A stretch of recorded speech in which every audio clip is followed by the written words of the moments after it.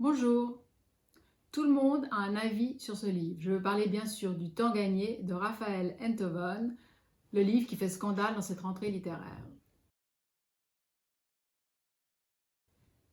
Bienvenue à Boboland. Raphaël Enthoven raconte l'histoire d'une enfance malheureuse à Saint-Germain-des-Prés. Il est enfant de divorcé, c'est banal.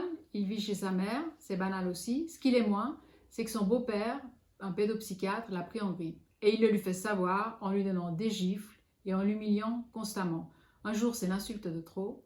Raphaël décide de s'en aller, d'aller vivre chez son père, qui est éditeur. Là, la vie est plus douce, plus cultivée, mais les blessures ne s'effacent pas si facilement. Il lui faudra d'ailleurs des années et des années pour réussir à mettre des mots dessus.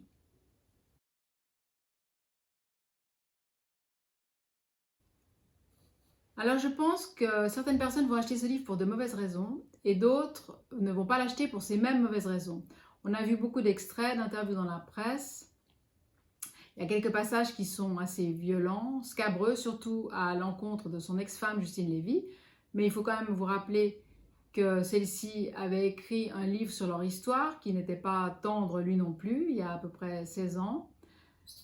Donc ce serait dommage de réduire ce livre à ces quelques pages ou quelques dizaines de pages, il en fait 500 quand même, parce que c'est une chronique, c'est une comédie humaine en fait, c'est une chronique de Saint-Germain-des-Prés sur ce qui dans les années 80, sur le milieu de journalistes, d'écrivains, d'éditeurs. Donc ça, déjà ça, c'est très intéressant, mais c'est aussi un récit très personnel qui est dur, violent, parfois tendre, parfois drôle et qui sonne toujours juste. Donc, avant de vous faire une idée, avant d'avoir une opinion, laissez-lui une chance et lisez-le.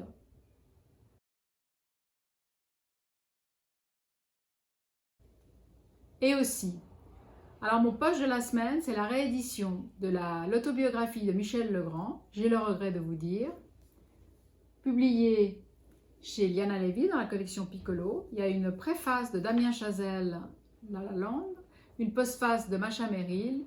Et alors là, ce n'est pas Saint-Germain-des-Prés, mais c'est Saint-Germain-du-Monde. On rencontre la terre entière, de Steve McQueen à Catherine Deneuve, en passant par des milliers de personnes, toutes plus flamboyantes les unes que les autres.